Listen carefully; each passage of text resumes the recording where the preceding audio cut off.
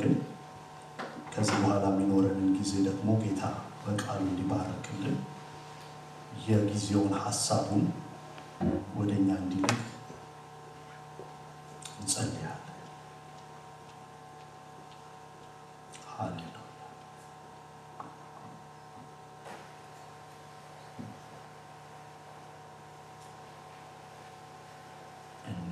እንደተቀበልኩት ምሕረት እንደ ቸርነት ብዛት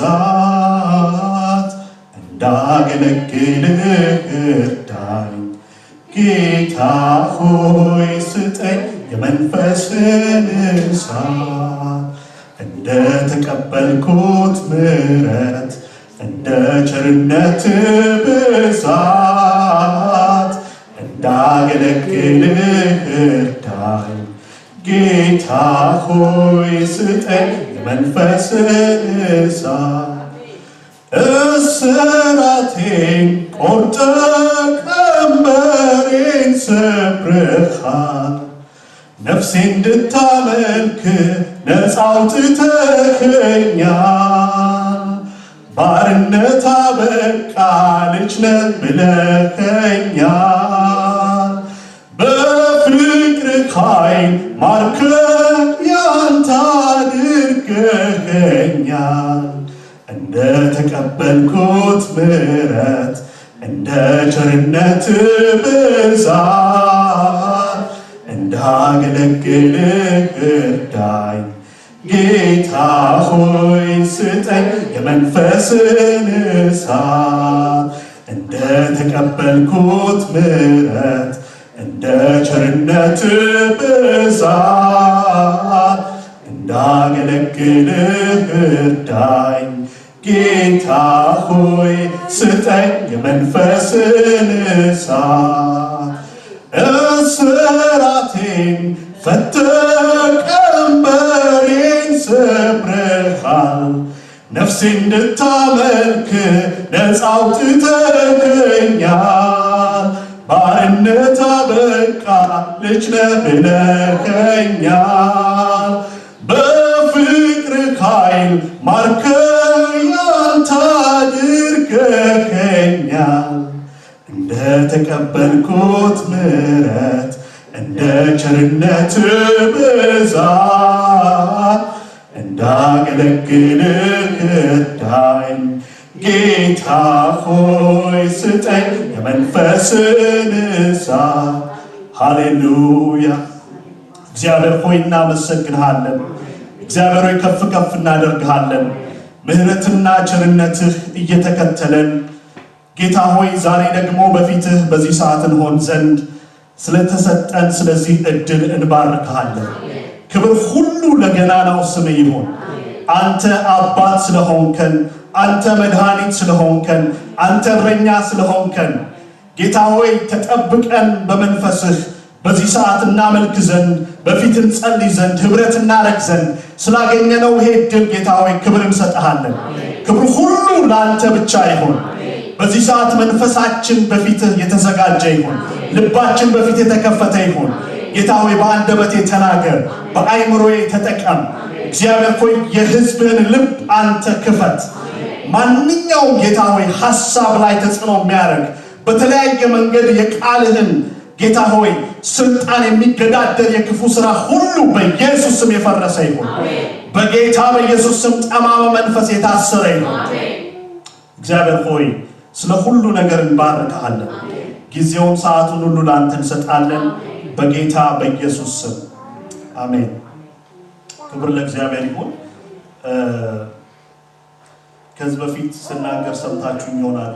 አንድ ሰው አንድ ጊዜ በሬ መግዛት ፈልጎ ሲሄድ መንገድ ላይ ሰዎች ያገኙትና እከሌ አያገሌ ወዴት ይሄድክ ነው ይሉታልና ሰውየው ምን አለ?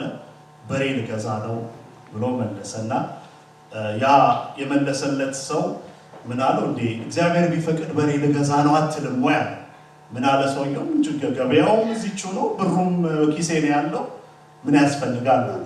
እና ሄደ ገበያ ገብቶ በሬ ሲያማርጥ ሌባ ብሩን ሰረቀ እና በጣም አዝኖ ልቡ ተሰብሮ ወደ ቤቱ ሲመለስ ሌላ ሰው አገኘ።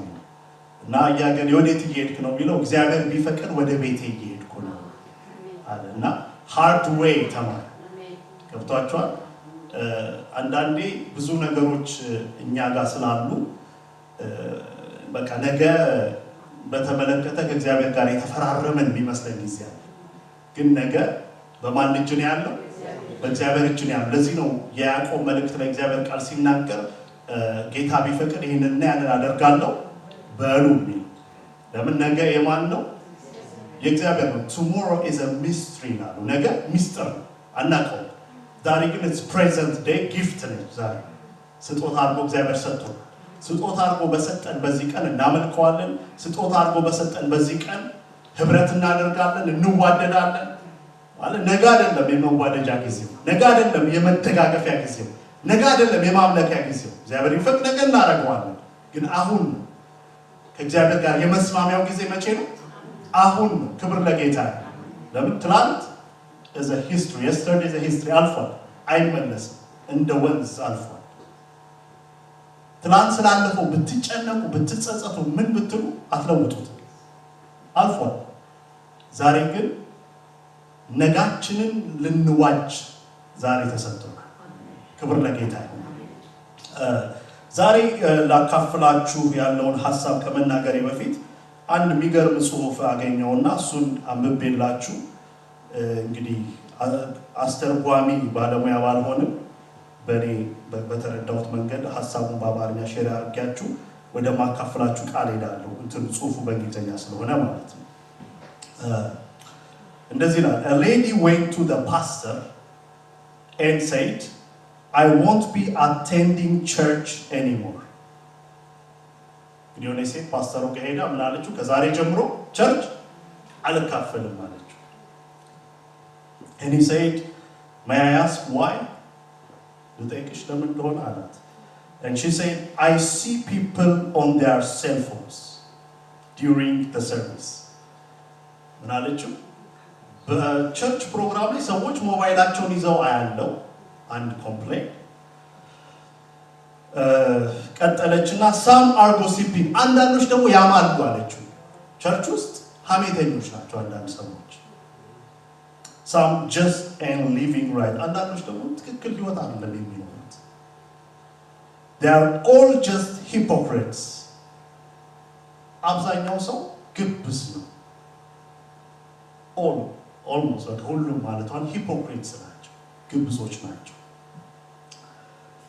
and the pastor got silent and he said okay but can I ask you to do something for me before you make your final decision በጣም ጸጥ አለና ከጥቂት ካሰበዋላ ምን አላ እባክሽን የመጨረሻው ውሳኔ ወስነሽ ከመልቀቅሽ በፊት ቸርቹን ጥልሽ ከመድረስ በፊት አንድ ነገር ልታረጊልኝ ትችያለሽ ወይ ብሎ ይጠይቃታል and she said what is that ምንድነው አለችው he said take a glass of water and walk around the church 2 times and don't let any water fall out of the glass በብርጭቆ ውሃ ሰጥሻለሁ ይሄንን ውሃ ይዘሽ ቸርች ውስጥ ሁለት ጊዜ እንድትዞሪ ግን አንድም ውሃ ከብርጭቆ እንዳይፈሳላት she said yes I can do that ቀላል ነው አረጋለሁ she came back and said it is done ከዛ ዞረችና መጣ ይሄው አረጋለሁ ብላ ከዞረች በኋላ ውሃውን አመጣችለት ማለት ከዛ ምን ያላት አሁን ሶስት ጥያቄ ጠይቅሻለሁ አላት and did you see anybody on their phone ይሄንን ስትዞሪ ስልኩ ላይ ያለ ሰው በስልኩን ያያየ ወይም እየተጠቀመ ያለ ሰው ተመለከትሽ አላት አንደኛው ጥያቄ ሁለተኛው ጥያቄ did you see anybody gossiping የሚያማ ሰው አየሽ አላት ሶስተኛው was anybody living wrong ጥሩ ያልሆነ ህይወት የሚኖር ሰው ተመለከትሽ and she said I didn't see anything because I was so focused on the glass ትኩረቴ ብርጭቆ ላይ ስለነበረ ማንንም አላየሁም አለች so the water wouldn't fall ውሃው እንዳይፈስብኝ ስለፈለኳት he told her እሱም አላት when you come to church you should be just that focused on God ምናልባት ወደ ቤተክርስቲያን ስትመጪ ፎከስሽ ማለት መሆን አለበት እግዚአብሔር ላይ መሆን አለበት so that you don't fall እንዳትወድቂ that's why Jesus said follow me ለዛም ነው ኢየሱስ ምን ያለው ተከተሉኝ አለ he didn't say follow Christians don't let your relationship with God be determined by how others relate with God let it be determined by how focused you are with God ስለዚህ ያለሽ ግንኙነት ከእግዚአብሔር ጋር በሰዎች እንዲወሰን አታድርጊው ከእግዚአብሔር ጋር ያለሽ ሪሌሽንሺፕ ባንቺና በእግዚአብሔር መካከል የሆነ ይሁን የሚል ምን ሰጣት ሌሰን ሰጣት ክብር ለጌታ ይሁን እንግዲህ ይሄንን ሐሳብ በልባችን ይዘን ዛሬ ወደ ማካፈላችሁ ቃል ይላለው መነሻ ማረገው ቆሮንቶስ ላይ ያለው ሐሳብ ነው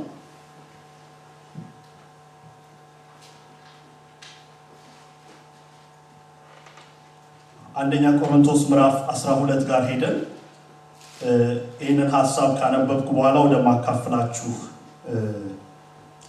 ቃል አልፋለሁ አንደኛ ቆሮንቶስ ምዕራፍ 12 ከቁጥር 14 ያለውን ጀምሮ አነበዋለሁ እንደዚህ ይላል አካል ብዙ ብልቶች እንጂ አንድ ብልት አይደለምና እግር እኔ እጅ አይደለሁምና የአካል ክፍል አይደለሁም ብትል ይህን በማለቷ የአካል ክፍል መሆኗ ይቀራልን አንደኛ ቆሮንቶስ ምዕራፍ 12 ከቁጥር 14 ጀምሮ ማለት ነው ጆሮ እኔ አይን አይደለሁምና የአካል ክፍል አይደለሁም ቢል ይህን በማለቱ የአካል ክፍል መሆኑ ይቀራልን አካል ሁሉ አይን ቢሆን መስማት ወዴት በተገኘ ሁሉም መስማት ቢሆን ማሽተት ወዴት በተገኘ አሁን ግን እግዚአብሔር እንደወደደ ብልቶችን እያንዳንዳቸው በአካል አድርጓል ሁሉም አንድ ብልት ቢሆንስ አካል ወዴት በሆነ ዳሩ ግን አሁን ብልቶች ብዙዎች ናቸው አካል ግን ምንድነው አንድ ነው አይን እጅን አታስፈልገኝም ልትለው አትችልም ወይም ራስ ደግሞ እግሮችን አታስፈልጉኝም ሊላቸው አይችልም ነገር ግን ደካሞች የሚመስሉ የአካል ብልቶች ይልቁንም የሚያስፈልጉ ናቸው ከአካልም ብልቶች ያልከበሩ ሆነው የሚመስሉን በሚበዛ ክብር ምን እንላቸዋለን እናለብሳቸዋለን በመናፍርባቸው ብልቶቻችን ክብር ይጨመርላቸዋል ክብር ያላቸው ብልቶቻችን ግን ይህ አያስፈልጋቸው ነገር ግን ብልቶች እርስ በርሳቸው በትክክል ይተሳሰቡ ዘንድ እንጂ በአካል መለያየት እንዳይሆን ለጎደለው ብልት የሚበልጥ ክብር እየሰጠ እግዚአብሔር አካልን ምን አረገው አገጣጠመው ይላል ክብር ለእግዚአብሔር እንግዲህ ይሄ ክፍል አሁን ማነብላችሁ ሐዋርያ ጳውሎስ ለቆሮንቶስ ላሉ ቅዱሳኖች የጻፈው ነው ብዙ ጊዜ ተሰብከናል አንብበናል ሰምተናል ይሄን ደብዳቤ ሐዋርያው ጳውሎስ ለመጻፍ ያነሳሳው ምን ነበር ምክንያት ነበር ምንድነው ያነሳሳው ምክንያት እሱ በመሰረታት በዚች በጣም መንፈስ ቅዱስ በሚሰራባት በቆሮንቶስ ቤተክርስቲያን ውስጥ ምን ነበር መለያየት ነበር ቡድንተኝነት ነበር በዛ ቤተክርስቲያን የነበሩ ቅዱሳኖች በአራት ቡድን ተከፍለው እንደነበር መጽሐፍ ቅዱስን ስታጠሩ ታገኛላችሁ ግማሾቹ የማንን የሚሉ ናቸው የአጵሎስ ነን የሚሉ አሉ ግማሾቹ የማን ይላሉ የጳውሎስ ነን ይላሉ ግማሾቹ ደግሞ የጴጥሮስ ነን የሚሉ አሉ አራተኞቹ ደግሞ እኛ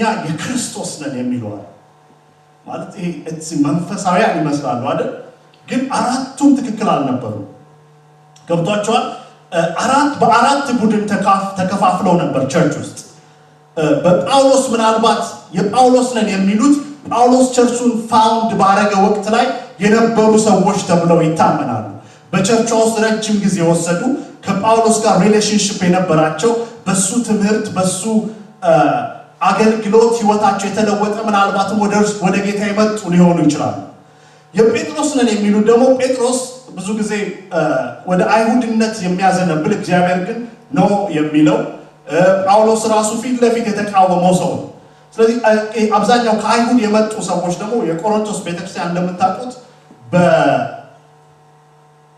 በግሪክ ውስጥ የነበረች ነች በኤዥያ ማይነር በጥንቱ በሚባለው በዛ ስፍራ የተመሰረተች ቤተክርስቲያን ነች ስለዚህ አብዛኞቹ ሰዎች ከግሪክም የመጡ ናቸው እንደገና የአይሁድ ባክግራውንድም የነበራቸው ሰዎች ያሉበት ቸርች ነው ስለዚህ ለነዚህ ሰዎች ነው ምን የሚላቸው የአካልን አንድነት የሚነግራቸው ማለት እናንተ ልትጓደሉ ልትከፋፈሉ አይገባችሁም ምክንያቱም በክርስቶስ አካል ላይ ያላችሁ ምንድናችሁ ብልቶች ናችሁ በአንድ ሰው አካል ላይ የተለያየ ብልት እንዳለ አይን ጆሮ አፍንጫ የሚባል ግን የተለያየ የሥራ ድርሻ ያላቸው ቲሾዎች እንዳሉ እናንተም በክርስቶስ አካል ላይ ምንድናችሁ እንደዚህ ናችሁ አይን ሌላው ነገር አታስፈልገኝ ሊለው አይችልም አንደኛው ያለ ሌላኛው ፋንክሽን ማድረግ አይችሉም የሚል መልእክት ነው የሚያስተላልፍላቸው።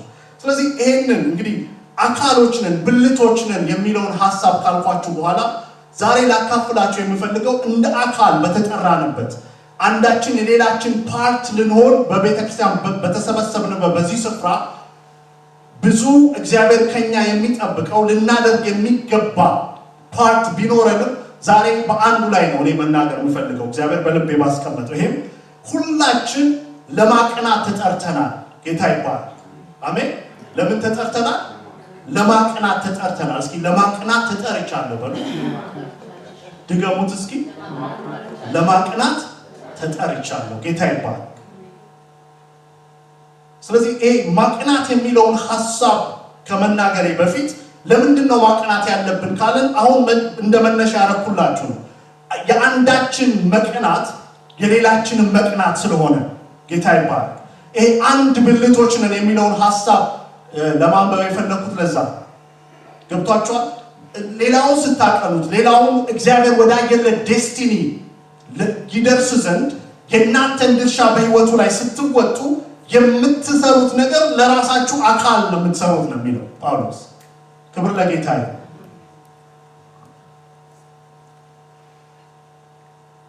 ስለዚህ ለማቅናት ከተጠራን እንዴት ነው ማቅናት ያለብን? አንዳችን ሌላችን ወደ ሉቃስ ወንጌል ወስዳችኋል። ሉቃስ ምዕራፍ 6 ከ41 እስከ 42 ያለው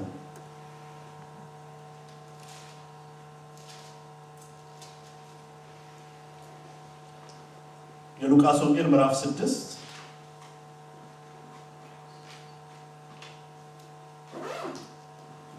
ከ41 ጀምሮ ምንድነው የሚለው? በወንድምህ አይን ያለውን ጉድፍ ስለምን ታያለህ? በራስህ አይን ያለውን ምሰሶ ስለምን አትመለከትም? በአይንህ ያለውን ምሰሶ ራስህ ሳታይ እንዴት ወንድሜ ሆይ በአይንህ ያለውን ጉድፍ ላውጣ ፍቀድልኝ ልትል ትችላለህ? አንተ ግብዝ፣ አስቀድመህ ከአይንህ ምሰሶውን ምን በል አውጣ፣ ከዚያም በኋላ በወንድምህ አይን ያለውን ጉድፍ ታወጣ ዘንድ አጥርተህ ምን ትላለህ? ታያለህ ይላል። ክብር ለጌታ ይሁን። ይህ እንግዲህ ጌታችን ኢየሱስ ክርስቶስ የተናገረው ቃል ከጌታ አንደበት የወጣ ቃል ሌላ ሰው አይደለም የተናገረው። በዚህ ስፍራ ላይ እንግዲህ ይሄ የምናገርበትን ሐሳብ ነው የምታዩት። ይሄ ሰው ፎከስድ የሆነው በምን ላይ ነው? በወንድሙ ጉድፍ ላይ ነው አይደል? ያቺ ሴት ቅድም በመግቢያ ላይ እንደነገርኳችሁ ፎከሷ ሁሉ በቸርች ውስጥ መጣ በምን ላይ ነው? በሌሎች ሰዎች ጉድለት ላይ ነው። በሌሎች ሰዎች ሴልፎን መያዝ፣ የሌሎች ሰዎች ምናልባት እንደሚገባ ለእግዚአብሔር አለመኖር፣ እሷ እንዳለችው ማለት ነው። አንዳንዶቹ ጎሲፕ ያደርጋሉ ያማሉ ብላ፣ ግን ይሄ ለሷ ምን ነበር? ቸርችን ጥዬ እሄዳለሁ የሚል ኤክስኪውዝ አግኝታ ነበር። ስለዚህ ይሄ ሰው እዚህ ጋር ያለው ጌታችን ኢየሱስ ክርስቶስ የተናገረው ሰው ስናይ ደግሞ ፎከሱ ልክ እንደዛ ሴት ምን ላይ ነው? ወንድሙ አይን ውስጥ ያለው ጉድፍ ላይ ነው። ግን እሱ ውስጥ ምን አለ? ከወንድሙ የበለጠ ምን አለ? ግንድ ነው ያለው። ከኔ ማጅን ግንድ በአይን ውስጥ አለ፣ ግን ትንሽ የጉድፍን ከሌላኛው ውስጥ ለማውጣት የሚሞክር ሰው ነው። ስለዚህ ጌታ ምንድን ነው የሚለው? አጥርተህ ሳታይ ወንድምህን ልትረዳው አትችልም። አጥርተህ ሳታይ ማለት አንተ ራይት ስታንድ በእግዚአብሔር ዘንድ ሳይኖርህ ልትወጣ ከሚገባ ነገሩ ሳትወጣ እሱን ልርዳው ብትል ማለት ግንድ ካላን ሰው ማየት አይችልም ማለት እኮ ነው። ሊትራሊ ማየት አይችልም። ስለዚህ ምናልባት ማየት በማይችልበት ሁኔታ ውስጥ ሆኖ ቢሞክር የወንድሙንም አይን ምን ሊለው ይችላል? ሊያጠፋው ይችላል። አይማ ገብቷችኋል? ስለዚህ ትልቅ ሌሰን የምናገኘው በዚህ በጌታ ባለው ቃል ውስጥ ምንድነው? ኦፍ ኮርስ ለማቅናት ተጠርተናል። ወንድማችን ህይወቱ የተሻለ እንዲሆን የእህታችን የተሻለ እንዲሆን ለማድረግ ተጠርተናል እንጂ ለመፍረድ አልተጠራንም። መጽሐፍ ቅዱስ በሙሴ ወንበር ላይ ማንም እንዲቀመጥ እግዚአብሔር አልጠራው። ነገር ግን መጽሐፍ ቅዱስ እንደ አካል ምን ለማድረግ ጠርቶናል? ሌላውን ለማቅናት ጠርቶናል። ሌላውን ወደ እግዚአብሔር ወዳየለት ዴስቲኒ የደከመ ከሆነ በርትቶ ከመንገድ ወጥቶ ከሆነ ወደ ትራኩ ተመልሶ የጀመረውን የህይወት ሩጫ እንዲሮጥ ለማድረግ ተጠርተናል። ግን ይሄንን ማድረግ የምንችለው አንደኛው ፕሪንሲፕል በእኛ ውስጥ ያለውን ነገር መጀመሪያ ምን ማድረግ ስንችል ነው። አይደንቲፋይ ማድረግ ስንችል፣ ማወቅ ስንችል ማለት ምሰሶ እንዳለ ሰው ካላወቀው ምሰሶውን ምን ማድረግ አይችልም አይደል? ማስወገድ አይችልም። ስለዚህ የመጀመሪያው መርህ በእኛ ውስጥ ያለውን ነገር አይደንቲፋይ ማድረግ። መጽሐፍ ቅዱስ በምሳሌ ላይ የጠቢብ አይን በራሱ ላይ ነው። ያ ፓስተሩ አድቫይዝ ያደረጋታችን ሴት ምንድን ነው?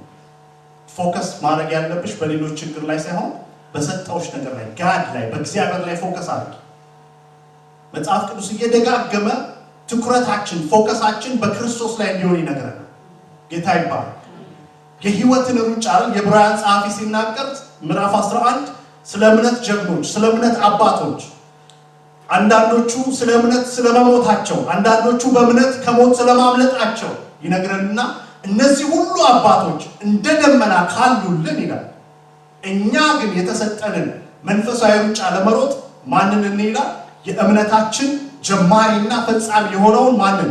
እርሱም ኢየሱስን እየተመለከትን ሩጫችን በምንሩጥ ይላል፣ በትዕግስት እንሩጥ ይላል። ስለዚህ ክርስቶስ ላይ ፎከስ ልናደርግ ይገባናል። በክርስቶስ በሆነው ጸጋ ደግሞ በህይወታችን ውስጥ እንደ እግዚአብሔር ሐሳብ ያልሆነውን ነገር ምን ማድረግ አለብን? ማስወገድ አለብን። that's the first step። ሁለተኛው ከዛ በኋላ ነው ወንድማችንን ማቅናት፣ ወንድማችንን መርዳት የሚገባን ከዛ በኋላ። ምሰሶ በውስጣችን ወይም ግንዱ ኖሮ ግን ልንርዳ ካለን አይን በምን ይመሰላል? በቪዥን በራእይ ይመሰላል። ማየት ከምን ጋር ይያያዛል? ከራእይ ጋር፣ እግዚአብሔር በሰው ህይወት ውስጥ ካስቀመጠው ፐርፐስ ጋር ይያያዛል። ስለዚህ በእኛ ውስጥ ፕሮብሌም ኖሮ ያለ እግዚአብሔር ጸጋ እናቅና ብንል ሰዎችን ከዴስቲናቸው ልናጎላቸው እንችላለን። ብዙ ሰዎች እንደ እግዚአብሔር ባልሆነ መንገድ ተኮንነው ከጽድቅ መንገድ የሚወጡ አሉ። የእግዚአብሔር ነገር ገብቷቸው በመንፈስ ቅዱስ በየዋህነት መንፈስ ሰዎች ስላላቀኗቸው፣ በጌታ መንፈስ እርዳታ ስላላገኙ የሰዎች ክፋትን አይተው ከጌታ ቤት ብዙ ሰዎች ይወጣሉ። ስለዚህ ለማቅናት ተጠርተናል። ግን በምን እናቅና? ጉድፉን ለማጥራት ከመነሳታችን በፊት ምሰሶ ካለ ለማስወገድ የመጀመሪያውን ስቴፕ መውሰድ ይኖርብናል። ክብር ለጌታ ይሁን። ስለዚህ አንደኛ የምላችሁ ምንድነው? ለማቅናት ራስን ፈርስት ማየት። ሁለተኛው ለማቅናት ምን ማየት? መጀመሪያ አጥርቶ ማየት ያስፈልጋል። አጥርተን ሳናይ ብናቀና እንጎዳለን እንጂ አንጠቅም። እስኪ መጽሐፍ ቅዱስ በገላትያ ምዕራፍ 6 ቁጥር 1 ላይ ማቅናትን በተመለከተ የሚናገር ሌላ ሐሳብ አለ። እሱን ብናይ ደስ ይለኛል። ዛሬ ጠዋት ነጮቹ ይሄንን መድረኩን አዳራሹን ይጠቀሙበት ስለነበር ዘግይተን ነው ብዙ ነገር የጀመረው እና ሰዓታችን ያው ብዙ ሄዷል። አሁን ያለኝ 10 ደቂቃ ነው የሚያሳየኝ። እንግዲህ ሐሳቤን ፈጠን ብዬ ላካፍላችሁ እሞክራለሁ። ገላትያ ምዕራፍ 6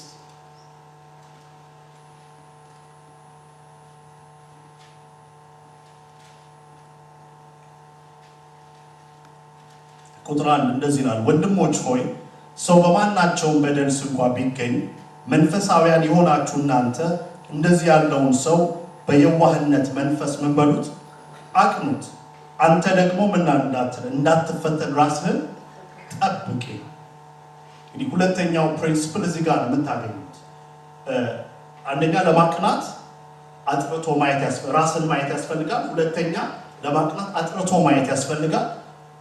ሶስተኛው ለማቅናት የየዋህነት መንፈስ ያስፈልጋል። ክብር ለጌታ ነው።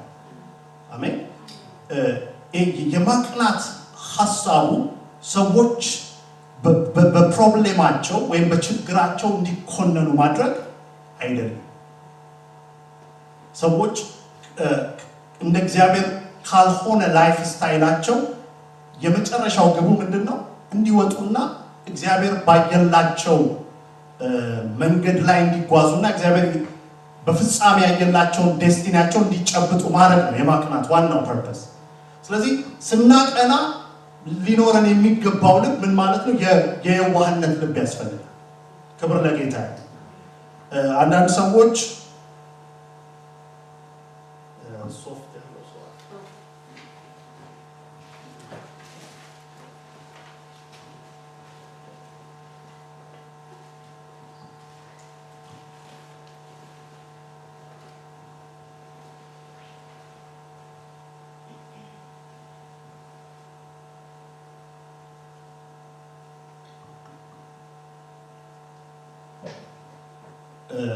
አንዳንድ ሰዎች ብዬን ያቆምኩት ሊረዱ ሰው ጋር ይመጣሉ ወይም ያዩትን ጉድለት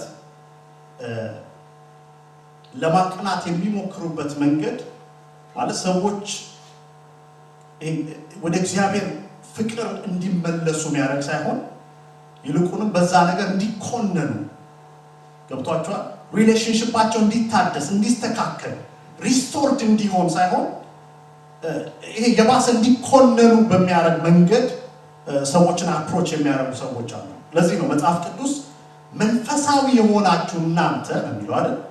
በመካከላችሁ ሰው በማናቸውም እንኳን በደል ቢገኝ በምን መንፈስ አቅኑት ይላል? በየዋህነት መንፈስ አቅኑት፣ በፍቅር መንፈስ አቅኑት። ጌታችን ኢየሱስ ክርስቶስ ብዙ ስለ ራሱ መናገር የሚችለው ማንነት እያለው ራሱን ከገለጠበት መንገድ አንዱ ምንድነው ያለው? እኔ የዋህ በልቤ ትሁት ነኝ ያለው። እኔ የዋህ በልቤ ትሁት ነኝ ያለው። ስለዚህ እንደ አካል ተናንጸን እግዚአብሔር በህይወታችን ሊፈጽም የሚወደውን ነገር መፈጸም የምንችለው አንዳችን ሌላችንን ስናቀና። ገብቷችኋል? እጅ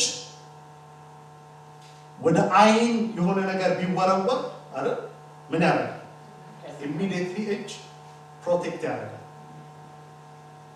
ምንም አያስብም ማለት ላይን እኮ ነው ብሎ አያስብም። ምክንያቱም የተሳሰረ ስለሆነ ማለት ነው።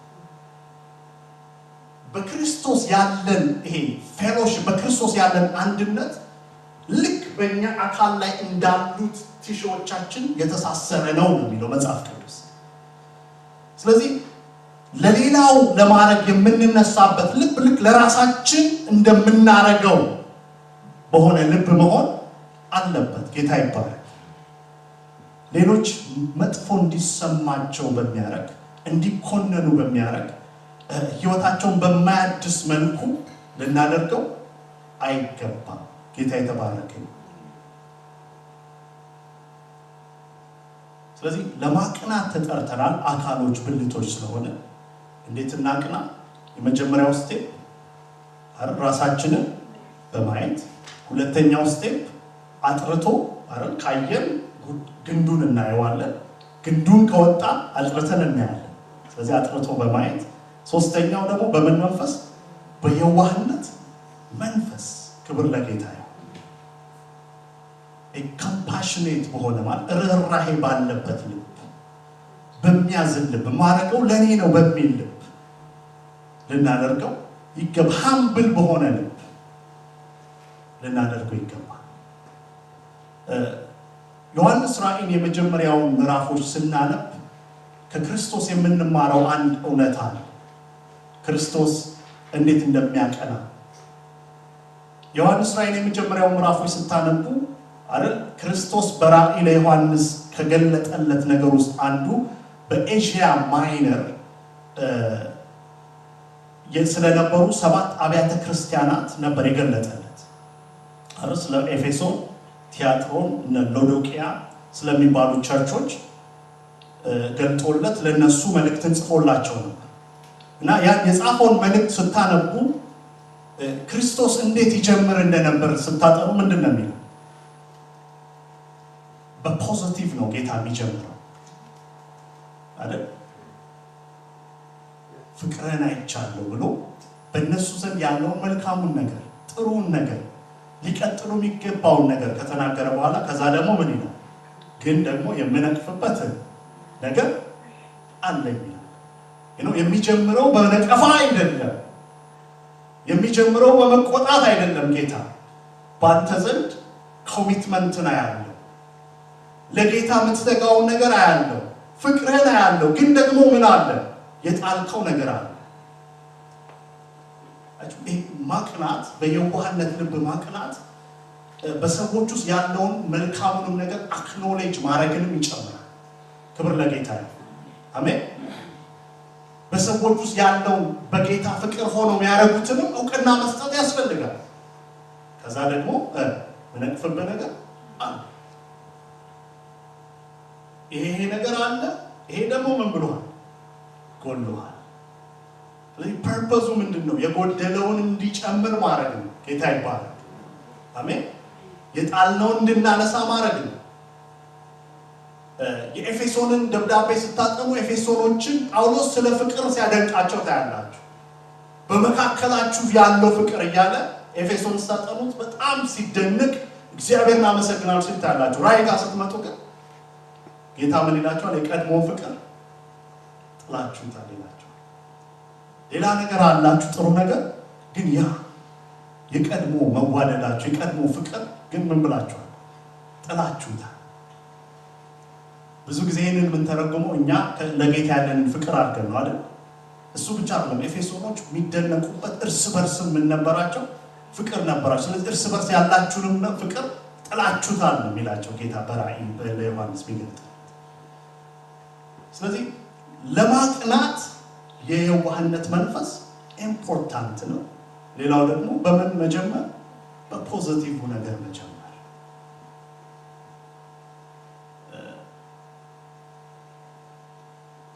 አይደል? ሰርጀሪ ምናምን አርጎ የሚያውቅ ሰው ይኖራል እኛ መካከል ካለ መቼም እንዳስገቧችሁ ሰርጀሪ ክፍል አይደለም መቁረጥ የሚጀምሩት አይደል? መጀመሪያ አንስቴዥያ ይሰጧችኋል። ከዛ ህመሙ ሳይሰማችሁ ነው የሚቆርጡት አይደል? ትርፉን ነገር ግን ዋናው ዓላማ ለእናንተ አንስቴዥያ መስጠት ነው እንዴ? ይሄዳችሁበት አይደለም። ዋናው ዓላማ ምን ማለት ነው? የማያስፈልገው ጤናችሁን የሚያውከውን የሚጎዳውን ነገር መለየት ነው ከእናንተ እና ጤነኛ ሆናችሁ እንድትወጡ ማድረግ ነው። ስለዚህ ይሄ አንስቴዥያውን እንደ ጥበብ ማለት በፍቅር በጥበብ ሰዎችን ማቅናት መርዳት ያስፈልጋል። እንደው ሄደን ማለት ዱላውን አንስተን የቃል ዱላ መደብደብ አንጀምር ማለት ነው። ጌታ ይባላል። ስለዚህ በየዋህነት ማቅናት ይገባል። ኢየሱስ ጌታ ነው።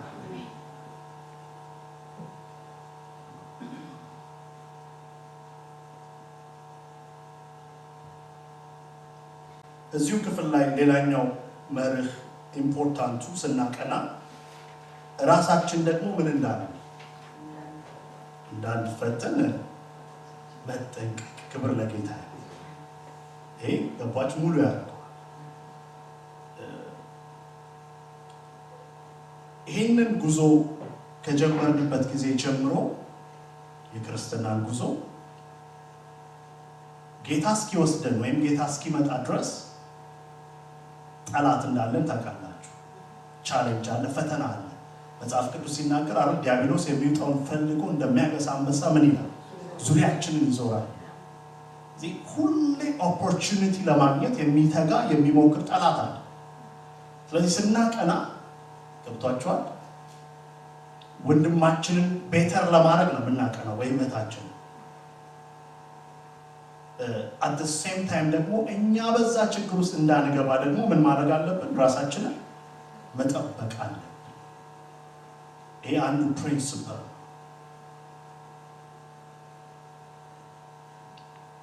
በዛ ነገር ውስጥ ገብተን በሰይጣን ክስ ውስጥ በሰይጣን ጥቃት ውስጥ ህይወታችን መንፈሳዊ ህይወታችን እንዳይጋለጥ እንደ እግዚአብሔር ቃል አይደል ጥንቃቄ ይጠብቃል፣ ማስተዋል ደግሞ ይጋርዳል እንደሚል እግዚአብሔር ቃል ከኛ የሚጠበቀውን ደግሞ የእግዚአብሔር ድርሻ አለ ኦፍ ኮርስ፣ ግን የኛ ድርሻ ደግሞ ምን ማድረግ አለብን?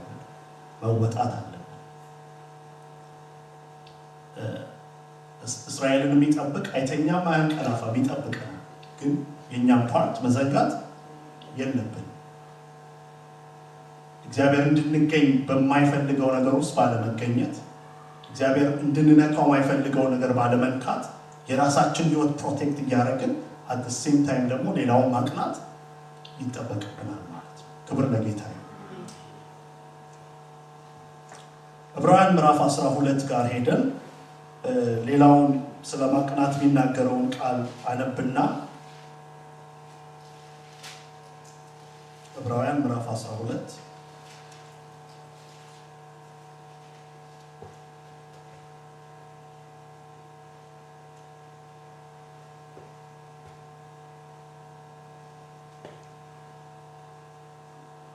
ቁጥር 12 እንደዚህ ይላል። ስለዚህም ይላል የላሉትን እጆች የሰለሉትንም ጉልበቶች ምን በሉ አቅኑ፣ ያነከሰውም እንዲፈወስ እንጂ እንዳይናጋ ለእግራችሁ ምን በሉ ቅን መንገድ አድርጉ፣ ከሰው ሁሉ ጋር ሰላምን ተከታተሉ፣ ትቀደሱም ዘንድ ፈልጉ፣ ያለ እርሱ ጌታ ሊያይ የሚችል የለምና። ክብር ለጌታ። ምን በሉ አይደል? የላሉትን እጆች የሰለሉትን ጉልበቶች ምን በሉ አቅኑ። ጌታ አይደለም ያቀናልን፣ እኛ ድርሻ አለን። ምን በሉ አቅኑ። ትእዛዝ ነው። ክብር ለጌታ። እንደ ቸርች እንደ ብልቶች ስንመላለስ አንዳችን ሌላችንን ማቅናት ይገባናል። ለማቅናት ተጠርተናል። ክብር ለጌታ። ያነከሰው ምን እንዲፈወስ እንጂ እንዳይናጋ ለእግራችሁ ቅን መንገድ አድርጉ ይላል። ኦሬዲ እኮ አነክሷል። እንግዲህ ያነከሰ የሚለው ቃል ኦሬዲ ለመውደቅ ትንሽ የቀረው ማለት ነው። ኦሬዲ ፕሮብሌም ውስጥ ያለ ነው። ግን እንዳይናጋ ምን አድርጉለት? ቅን መንገድ አድርጉለት። ይሄ ያነከሰው እግር ድኖ በትክክል እንዲራመድ እግዚአብሔር ባዘጋጀለት መስመር ላይ ሰው እንዲሄድ ፈቃዱን እንዲፈጽም አንዳችን ለሌላችን አስፈላጊዎች ነን። ጌታ ይባርክ። ብዙ ጊዜ ላለው የእግዚአብሔር ቤት የዋን ማን ሾው አይደለም። አንድ ሰው ሁሉን የሚያከናውንበት ስፍራ የሌለበት ስፍራ ቢኖር የእግዚአብሔር ቸርች ነው። ከገባን ማለት ነው። እያንዳንዳችን ለአካሉ ኢምፖርታንት ነን። ድርሻችን ቢለያይ እያንዳንዳችን የምናከናውነው ነገር አለ በእግዚአብሔር ቤት ውስጥ።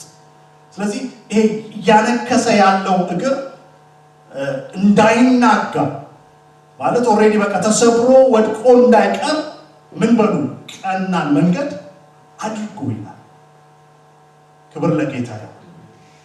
ስለዚህ እግዚአብሔር ወደዚህ ህይወት ይጠራል። ይሄ ነገር ገብቶን በዚህ ወጥ ውስጥ የምንኖር ሰዎች ካለን ቀጥሉ ይለናል ዛሬ በቃል አሜን። ያልገባን በቃ ጀስት እሑድ መጣለሁ እግዚአብሔርን አመልከዋለሁ ከዛ ደግሞ ወደ ተለመደው የቀን ተለት ህይወቴን የምመለሰው በሚል የምንመጣ ሰዎች ካለን ኖ እሱ አይደለም እግዚአብሔር ይጠራል። አንዳችን ለሌላችን አስፈላጊዎች ብልቶች፣ አንዱ ሌላውን ማቅናት፣ አንዱ ሌላውን ማበርታት ለሁላችን በጋራ ለተጠራንበት ሰማያዊ ጥሪ አስፈላጊ ነው። ጌታ የተባረከ። ስለዚህ የየድርሻችንን በቃ ለማቅናት እኛ አቅኚዎች ገንቢዎች አበርታቾች ነን እንጂ አፍራሾች አይደለም። ጌታ ይባረክ። በሰዎች መንገድ ላይ መሰናክል ብናስቀምጥ አይደለም። እንደው መንገዱ የቀና እንዲሆን ለማድረግ ተጠርተናል። ጌታ ይባረክ። ወንድሜ በቀና መንገድ ላይ ቢሮጥ ለኔ ነው የሚሮጠው፣ ለአካሉ ነው የሚሮጠው። ራስ በሆነው ክርስቶስ ነው ደስ የሚል። እኛ ደግሞ ምንድነው? ክርስቶስ ራስ ነው። we are part of that body። እጅ ልሆን እችላለሁ እኔ፣ አንዳችሁ አይን ልትሆኑ ይችላላችሁ፣ አንዳችሁ እግር ልትሆኑ ይችላላችሁ። ግን ሁላችንም ለአካሉ አስፈላጊዎች ነን። ድርሻ የሌለው ማንም ሰው የለም። ፔስ ሜከር የለም እኛ መካከል። ጌታ ይባረክ። ሩጫ አይታችኋል። ማራቶን ላይ ምናምን 10,000 ላይ አሯሯጮች አሉ፣ ግን አይጨርሱም ሩጫው። ያፈጥኑታል። ይሄ አንደኛ እንዲወጣ ወይም 2-3 የሚወጡትን ያፈጥኗቸውና ከዛ ቋርጥ ይወጣሉ። በእግዚአብሔር ቤት ፔስ ሜከር የሚባል ሁላችንም ሯጮች ነን። ጌታ ይባረክ። ለሁላችንም የተሰመረልን መስመር አለ እግዚአብሔር ያየልን ዴስቲኒ ክርስቶስን መምሰል እግዚአብሔር ያየልን ዴስቲኒ አይን ያላየው ጆሮ ያልሰማው እግዚአብሔር ለሚወዱት ያዘጋጀው የተባለ አዲስ ከተማ የተዘጋጀልን ሰዎች እስከዛች ከተማ ድረስ ሁላችንም እንሮጣለን ግን ጥለን አንዱን አንሮጥ አንዳችን ሌላችን ያበረታን እንሮጣለን አሜን አንዳችን ሌላችን ኢንስፓየር ያደርገን እንሮጣለን ካንዳችን ፊት ሌላችን እንቅፋት ያስወገድን የላላው እጅ እንዲጠነክር ያደረግን እንሮጣለን ክብር ለጌታ ስለዚህ ፔስ ሜከር ወይም ተቀያሪ ምናምን የሚባል በቸርች በእግዚአብሔር ቤት የለም we are part of that body ስለዚህ actively መስራት አለበት ጌታ ይባረክ አሁን እያንዳንዳችሁ ኮምፎርታብል ሆናችሁ እኔን እየሰማችሁ ያላችሁት አካላችሁ በሙሉ ፋንክሽን እያደረገ ስለሆነ አይደል ማለት ጤነኛ ስለሆናችሁ ነው የምትሰሩ ሁላችንም ፋንክሽን ስናደርግ ቸርች እግዚአብሔር በምድር ላይ የሰጣትን ሚሽን መፈጸም ትችላለች ስለዚህ ይሄንን የሚመጣውን ዓመት በዚህ ልብ እንግባበት አሜን የኔም ድርሻ አለ ምንም በቃ ምታረጉትን ሁሉ ስታረጉት የአካል ስለሆናችሁ ለማንም ብለን አናረግ ጌታ ይባረክ የክርስቶስ አካል ስለሆነን እናገለግላለን የክርስቶስ አካል ስለሆነን እንዋደዳለን የክርስቶስ አካል ስለሆነን አንዳችን ሌላችን እናቀናለን ጌታ የተባረከ ነው ያኔ ጌታ በሙላት ፈቃዱን በእኛ ውስጥ መግለጥ ይችላል ኢየሱስ ጌታ በዚህ ልብ እንጸልያለን በጌታ ፊት 8 ደቂቃ ወደ 9 ደቂቃ ወስጄባችኋለሁ ግን እንጸልያለን